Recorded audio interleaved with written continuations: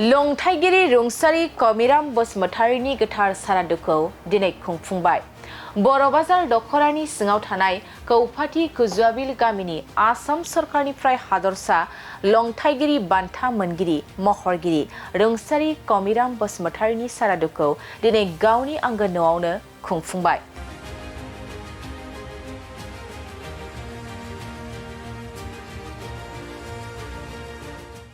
बे सारादु खुंनाय हाबाफारियाव दुलाराय बर' फरायसा आफादनि आफादगिरि दिपेन बर'आ बाहागो लानानै रुंसारि कमिराम बसुमतारीनिसिम बिबार बावो आरो लंथाइगिरि रुंसारि कमिराम बसुमतारीनि जिउ जारिमिन बिसम्बि बिजाबखौ बेखेवनानै होयो।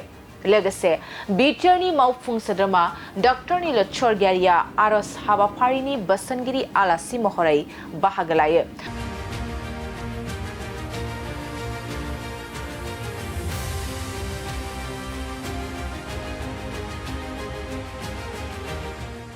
आरो हादरसा लंथाइगिरि बान्था मोनगिरि महरगिरि रुंसारि कमिराम बसुमतारीनि गोथार सारादुआव 42 नं माजबाद बियाबनि एमएलए चरण बर'जों लोगोसे ओनसोलनि बायदि आफादनि दैदेनगिरि मेलेमजिबि सानसुमैफोरजों लोगोसे गोबां रायजो राजाफ्रा बाहागो लाना सारादुनि हाबाफारिखौ मोजाङै जाफुंसार होयो। रुंसारि कमिराम बसुमतारी बिथांनि दिनै गोथार सारादुनि सान आरो दिनै बे दुखुनि सानाव उदालगुरि जिल्लानि बर'बाजार दखरा एबसुनि सिङाव थानाय नैबे कौफाटी कुजुआबिल गामियाव जोङो बयबो थुबुर जानानै खौरां लाफैदों आरो बिथांनि जि मुसुखायाव बिबार बावदों। आफा इसोर बोराइ बाथौनि जि सोरगोआव बिथाङा जाहाथे अरायबो आलो गोजोनै थानो हायो बेनि थाखाय आनान गसाइ बिथांनिसिम गोरबोनिफ्राय आरज गाबदों। कमिराम बसुमतारी बिथांखौ मिथियै रावबो गैया। बिथाङा सासे सहज सरल खोब साधारन सुबुंमोन। बिथांनियाव खुनु बेबायदि डिग्री बा डिप्ल'मा गोजौ सोलोंथायाव फरायनो मोननायनि जेबो खाबु गैयामोन बा बिथाङा बेबायदि फरायाखैमोनबो, जिहेथु बे थासारियानो बेबायदि जेबो गैयामोन। थांनाय 11 नभेम्बर 2024 मायथाइयाव बिथाङा रुंसारि जायो आरो रुंसारि जाजासिम बिथांनि बैसोआ 86 बोसोरमोन। बिथाङा जिखिनि बर' हारिनि थाखाय जोंनि समाज आरो जोंनि ओनसोलनि थाखाय जिखिनि सोरजिनानै गालांबाय, जिखिनि क्रिएशन, बाथौ मन्दिरावनो जा ब्रह्म मन्दिरावनो जा जोंनि राजुवा अनुष्ठान प्रतिष्ठान बा जोंनि जि सरकारि अनुष्ठान प्रतिष्ठान जेराव माने कन्स्ट्राक्शन बा फाउन्डेशन ले बबेबा गेट आरो जिखिनि माने दानाय लुनायनि खामानि सासे स्काल्पटर महरै गोख्रों आरो राफोद गोसोनि सासे महर दानगिरिमोन आरो बिथांनि महर दाननायनि गेजेरजोंनो दिनै दुलाराय बर' फरायसा आफादनि बर' थुनलाइ आफादनि गुबुन जुथुमायाव मिरुनि जिल्लानि जुथुमायाव जायफोर गेदेमा आलासिफ्रा फैदों नेशनेल लेभेलनि बा गुबुन लेभेलनि, बिथांनि जि दंफांजों जि महर दाननाय बे सोरजिथायफोरखौ जोङो होनानै मान बावनो थाखाय जों खाबु मोनदों। 2003 मायथाइयाव जेब्ला बड'लेण्ड दाबिखौ लानानै दिल्लीयाव बर' मेला खुंनाय जादोंमोन उरखाव गोरा ब्रह्म बिथांनि इनिसियेटिभआव, बे समाव गोदान दिल्लीयाव बिथाङा गासै बिथांनि क्रिएशन बे मुवा बेसादफोरखौ लांनानै डिसप्ले खालामनाय जादों। दा बेखायनो दिनैनि समाव कमिराम बसुमतारी बिथाङा सासे साधारन सुबुं जानानैबो हारिनि थाखाय जिखिनि मावनानै गालांबाय बियो जोंनि थाखाय गेदेर मोनसे अबदान, बिथांनि जि कन्ट्रिबिउसन। आरो बेखायनो साफा सुबुङानो गिदिर खामानि मावनो हायो। बिथाङा गोजौ सोलोंथाइ मोननायबो जानो हायो बा गोजौ सोलोंथाइ मोनाखैबो जानो हायो, खिन्थु गावनि प्रतिभा गावनि जिनियासनि गेजेरजों जिखिनि खामानिखौ बिथाङा मावबाय बि दिनै अमर जानानै थाबाय। जों मिथिगौ सुबुङा बयबो जोनोम जायो थैयो, सोरबा गोलाव आयु लानानै थांनानै थायो, सोरबा हरखाबै रुंसारि जायो। खिन्थु जोङो थांना थानाय समाव जिफोर खामानिफोरखौ मावो बेयो जोंनि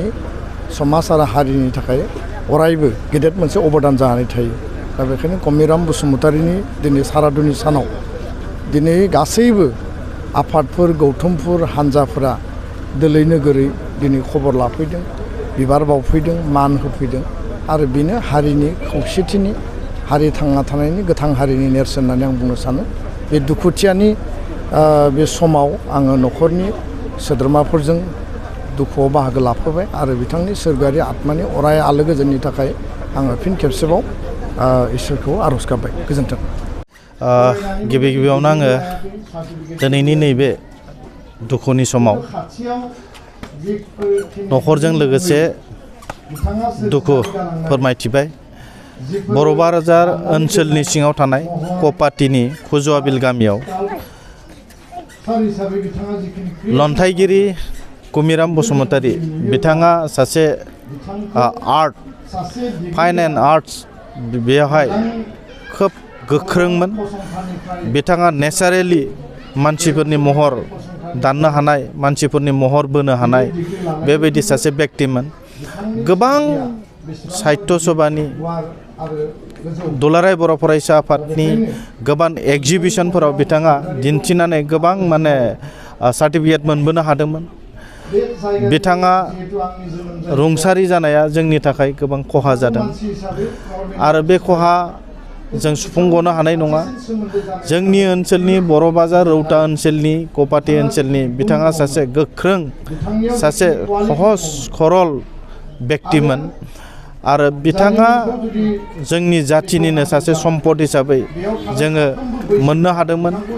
दा बिथांनि रुंसारि जानायाव जों खोब दुखु मोननाय फोरमायदों आफा इसोर बोराइ बाथौनिसिम आं आर'ज गाबदों बिथांनि रुंसारि जिउआ जाहाथे सोरगोआव आलो गोजोनै थाहैयो बिथांनि बैसोआ 87 जाबाय होननानै जों मिन्थिनो मोनदों खोब बेमारजों गोग्लैनानै बिथाङा रुंसारि जालांबाय थेवबो जोङो इसोरनिसिम आर'ज गाबो जाहाथे बिथांनि रुंसारि जिउआ सोरगोआव आलो गोजोनै थाहैनो हायो आं बेखौनो बुंगोन आं बेखौनो आसा खालामगोन जोंनि बर' समाजाव जोंनि हारियाव बेबायदि सासे राफोद आरो बेबायदि सासे सुबुं सम्पद सुबुं धोन जों सृष्टि खालामनाया गोबां सम नांगोन आरो बेखायनो दिनै बेबायदि सासे व्यक्तिखौ जोङो खोमाना लानांनाया जोंनि थाखाय खहा दा बेखायनो आङो दिनै आं नैबे रौता ओनसोल बा रौतानि सासे रायजोनि रिप्रेजेन्टेटिभ जानानै दुखुनि समाव दुखु खबर लानो फैदों आं बेखायनो दिनै गोबां नैबे ओनसोलनि रायजो राजाफोरखौ आरो नैबे गामिनि न'खरनि बयजोंबो दुखु फोरमायफादों बिराद प्रतिभा गोनां सासे व्यक्ति आरो बिथाङा जि खामानिफोरखौ मावदों बे मावनाय खामानिफ्रा माखासे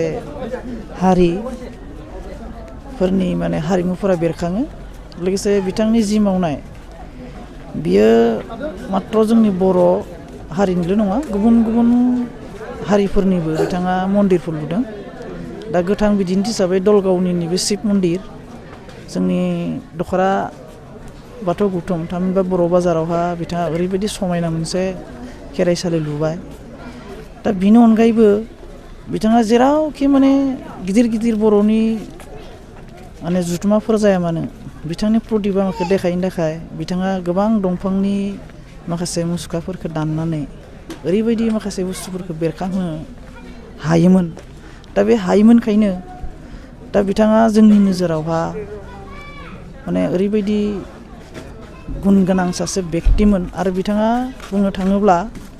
फर्मेल इडुकेसनजों बिथाङा बेबायदि सोलोंथाइखौ बिथाङा लायाखै खिन्थु गावनि प्रतिभानि गेजेरजों बिथाङा बेखौ बानायनो हादों दा बिथाङा मावलांनाय होलांनाय खामानिफोरखौ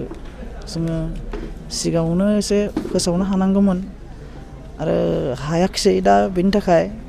जों सानदों माने गभर्नमेन्टआ बिथांनि जि मावलांनाय खामानि बे खामानिफोरनि थाखाय बिथांनो माने भास्कर्य पेन्सन होनांगौमोन नाथाय गभर्नमेन्टनिफ्राय बेखिनिखौ मोननो हायाखिसै बिथाङा बेयो बिराद जोंनि थाखाय दुखु नांथावना बाथ्रा जाबाय दाबो जों लुबैदों गभर्नमेन्ट तरफनिफ्राय बिथांखौ माबा मोनसे बिमुं होनानै फोसावोब्ला थामहिनबा बिथांमोननि गामिनि सेरजोंनो नैबे थांनाय जितु हाइवे बे हाइवेखौ जुदि बिथांनि मुङाव जुदि फोसावोब्ला बियो जोंनि ओनसोलनि बेबायदि बिराद प्रतिभा गोनां सासे व्यक्तिखौ मान होनाय जागोन जों बेखौ सानो आरो बिथांखौ मान होनानैनो दिनै जों बेखिनि हाबाफारिखौ मावनाय जादों आरो आसा खालामदों जेसेबां हायो बिथांनि मुंखौ जोङो माने गोसारहोनो बेरखांहोनो नाजागोन आरो आसा खालामदों दिनैनि बे हाबाफारिनि गेजेरजों नोंथांमोन बायदि मिडिया बेखौ फोसावनानै बिथांनि मुंफोरखौ गोजों खालामगोन मिथिहोजागोन आं बेखौ आसा खालामनानै